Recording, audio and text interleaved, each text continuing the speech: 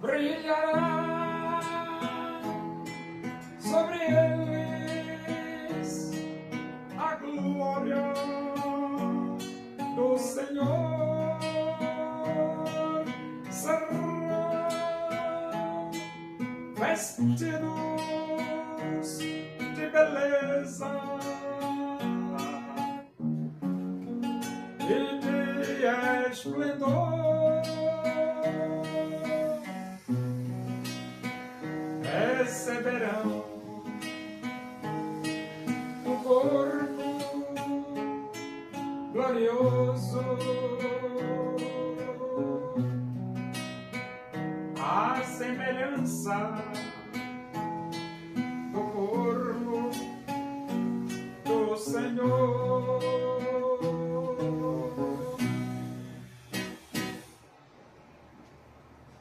Vamos abrir a Bíblia Sagrada? Primeira Epístola de Paulo a Timóteo, capítulo 5. Vamos ler do versículo 17 até o versículo 25. Diz assim as Escrituras Sagradas, a Palavra de Deus. Devem ser considerados merecedores de dobrados honorários os presbíteros que presidem bem, com especialidade os que se afadigam na palavra e no ensino. Pois a Escritura declara: não amordaces o boi quando pisa o trigo. E ainda, o trabalhador é digno do seu salário. Não aceites denúncia contra presbítero, senão exclusivamente sob o depoimento de 2 ou 3 testemunhas. Quanto aos que vivem no pecado, repreende-os na presença de todos, para que também os demais temam. Conjuro-te perante Deus e Cristo Jesus e os anjos eleitos, que guardes estes conselhos sem prevenção, nada fazendo com parcialidade. A ninguém ponhas precipitadamente as mãos. Não te tornes cúmplice de pecados de outrem. Conserva-te a ti mesmo puro. Não continues a beber somente água. Usa um pouco de vinho por causa do teu estômago e das tuas frequentes enfermidades. Os pecados de alguns homens são notórios e levam a juízo, ao passo que os de outros só mais tarde se manifestam. Da mesma sorte também as boas obras antecipadamente se evidenciam e, quando assim não seja, não podem ocultar-se. O obreiro, o pastor, precisa ter o seu salário, o salário ministerial. Quem é que paga o salário do pastor? É a igreja. A igreja. E o pastor tem que trabalhar, ou deve trabalhar, tempo integral. Aí você diz tempo integral. Por quê? A Bíblia diz assim: mais que vós, ó amados, esperamos coisas melhores e coisas pertencentes à salvação. Então, como é que você vai dar o pior para Deus? Pastor que não trabalha de tempo integral, ele trabalha 8 horas fora nas empresas e vai dar o resto do tempo dele para Deus. E a igreja que não quer pagar o seu pastor para ele ter tempo integral para trabalhar na igreja, é uma igreja cega, completamente cega. Uma igreja cega, uma igreja que não valoriza o trabalho de Deus, não valoriza a obra de Deus. Porque a igreja que valoriza a obra de Deus, ela faz questão de dar um salário digno para que o pastor trabalhe integralmente. Integralmente. Tempo integral, não tempo parcial. A obra de Deus não é lixo para você dar o resto para ele, não. Entendeu? Então ele diz, devem ser considerados merecedores de dobrados honorários os presbíteros que presidem bem, com especialidade os que se afadigam na palavra e no ensino. Esse versículo aqui, ele mostra sobre o salário pastoral. Devem ser considerados merecedores de dobrados salários os pastores que presidem bem, com especialidade os que se afadigam na palavra e no ensino. Então a igreja tem que dar um salário bom, um salário digno para a igreja? Tem. Ou para o pastor? Tem. A igreja tem que dar um salário digno para o pastor trabalhar integralmente.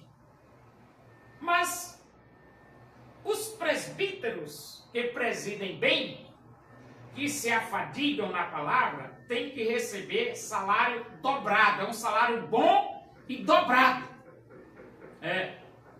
Devem ser considerados merecedores de dobrados salários os presbíteros que presidem bem, com especialidade os que se afadigam na palavra e no ensino.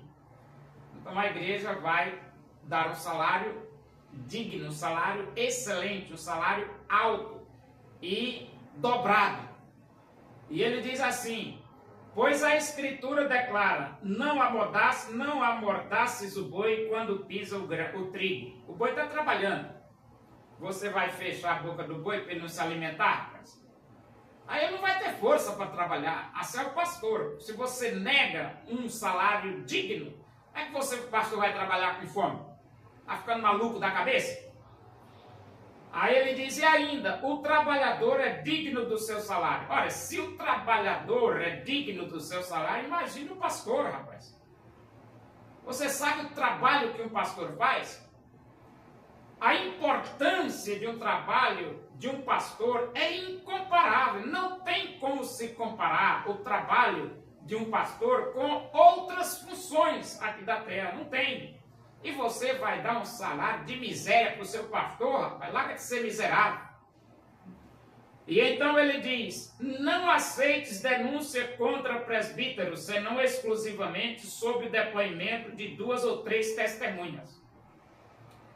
Então esse negócio de denúncia contra presbítero, a Bíblia diz só através de 2 ou 3 testemunhas. Por que isso? Porque, rapaz, você não vai se desmoralizar o pastor assim, do nada, né, rapaz? Porque desmoralizar um pastor custa muito caro. Muito caro desmoralizar um pastor. E então, não aceite denúncia contra pastores. Agora, é claro, né? 2 ou 3 testemunhas, tem fundamento, tudo, aí o que é que se pode fazer, né? Quanto aos que vivem no pecado, repreende-os na presença de todos, para que também os demais temam. Então, vive pecado, tem que repreender. Aí você disse, na presença de todos, na presença de todos. O que é que se pode fazer, né? Está aqui escrito. Conjuro-te perante Deus e Cristo Jesus e os anjos eleitos que guardes este conselho, sem prevenção, nada fazendo com parcialidade. Então agora Paulo chama Timóteo para guardar o conselho e nada fazer com parcialidade. E ele diz, a ninguém imponhas precipitadamente as mãos, não te tornes cúmplice de pecados de outrem, conserva-te a ti mesmo puro. Impor precipitadamente a mão é você consagrar um obreiro que você não sabe nem quem é. O negócio é esse, rapaz. Você tem que saber quem é a pessoa, né? Não vai impor precipitadamente as mãos. Tem que passar pelo teste, pela aprovação, tem que ser testado, aprovado. Não continues a beber somente água. Usa um pouco de vinho por causa do teu estômago e das tuas frequentes enfermidades. Então, Timóteo tinha uma enfermidade do estômago Paulo recomenda ele beber vinho.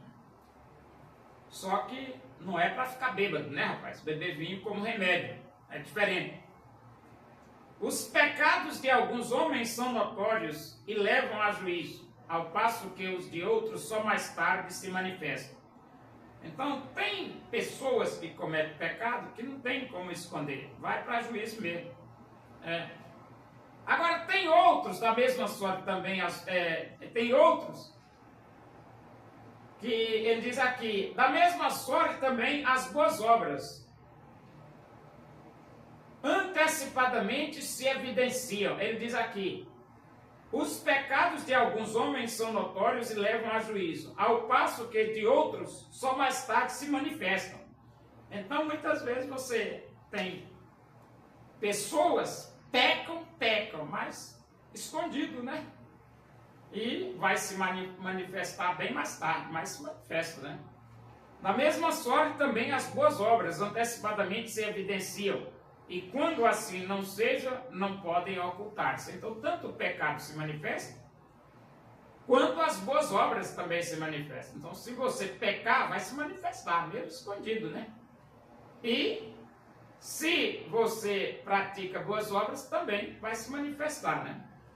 O ideal é você abandonar o pecado e praticar coisas boas, coisas excelentes, porque a Bíblia diz, mas de vós, ó amados, esperamos coisas que são melhores, e coisas pertencentes à salvação.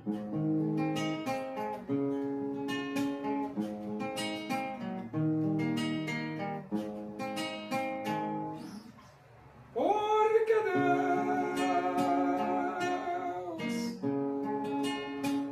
amou o mundo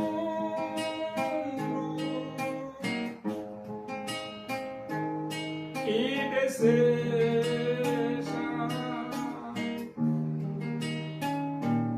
te salvar.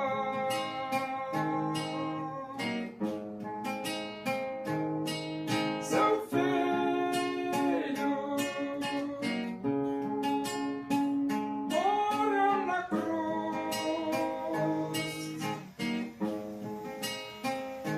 simplesmente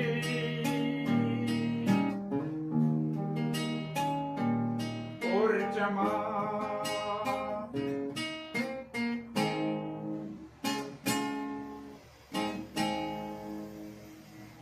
Oremos, agradecemos a Deus por esse momento, na tua presença aí, pelo amor de Deus, a graça do nosso Senhor Jesus Cristo, a comunhão e a consolação do Espírito de Deus, seja com todos nós aqui, com todo o teu povo em toda a face da terra, hoje e para sempre. Amém.